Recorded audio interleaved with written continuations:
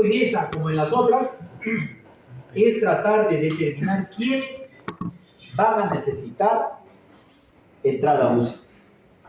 Porque ustedes saben que las unidades de UCI no tienen tantas camas como las camas de hospitalización. Y entonces hay que priorizar al paciente. Y muchas veces tenemos un paciente grave, pero no tenemos la cama para darle la admisión en UCI. Se hace la interconsulta y el intensivista nos dice si requiere pasar al servicio UCI, pero no hay cama. Entonces el paciente tiene que seguir en el mismo sitio donde está, donde no tiene la atención adecuada.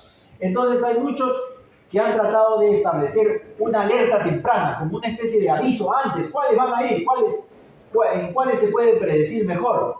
Y una de ellas es esta escala, la escala de New 2, donde se establece más o menos parecido, ¿no? Pero esto nos permite tener una conducta más real, ¿no? Entonces es una escala, ¿no? Se está aplicando en algunos hospitales, ¿no? Acá, que nos permiten de repente decir qué paciente está en sepsis, va a ir al shock séptico y requiere estar en una unidad de cuidados intensivos. Se califican a través de puntos, ¿no? Y esos puntos pueden ir, por ejemplo, 0 puntos, no tiene un riesgo clínico, es bajo, por lo tanto, puede seguir ahí en la observación de la emergencia, no necesita pasarlo a de 1 a 4, puede continuar ahí, pero hay que indicarle a la enfermera que lo monitorice ya no cada 24 o 12 horas, sino cada 6 horas, cada 4 horas. Le tome los signos vitales, esté en monitoreo permanente, etcétera, etcétera. Si el que tiene 3, entonces el riesgo va aumentando y ya ese paciente debe estar en un piso, ya debe tener asignado un monitor para que se registre ahí la presión, la frecuencia cardíaca, la frecuencia respiratoria y nos permita definir si el paciente está entrando en sepsis. Si tiene 5 a 6, entonces ese paciente ya es una urgencia. Hay que prever que el paciente de repente ya tiene que necesitar monitoreo constante, una unidad de cuidados intermedios, por ejemplo, mínimo, una unidad de cuidados básicos. Y por último, si tiene 7 más, es un riesgo alto. Ese paciente probablemente va a entrar o está en shock séptico y por lo tanto requiere monitoreo continuo y debe estar en una emergencia de una unidad de cuidados intensivos. También hay apps para esto que ustedes lo pueden encontrar, lo pueden bajar en su celular y pueden medir, poner los datos del paciente en cada uno de ellos y determinar qué puntaje tiene cada uno. Ahí está 0, 1, 2, 3, 0, 1, 2, 3, de acuerdo a los resultados que le indica cada parámetro, la frecuencia cardíaca, el nivel de conciencia, etcétera, etcétera.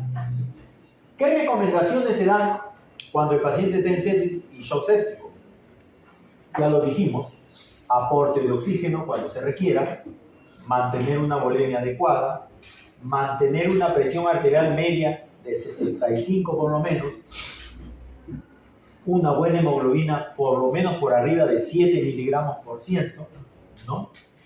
Pacientes que estén con riesgo de insuficiencia ventilatoria, riesgo de insuficiencia o ventilatoria, entonces tener a disponibilidad ventiloterapia. Empezar, ya lo dijimos, con 30 centímetros por kilo de cristaloides en las primeras 3 horas, ¿no? Es el volumen que debo infundirle en el basal todo el día, debo infundirle en 3 horas.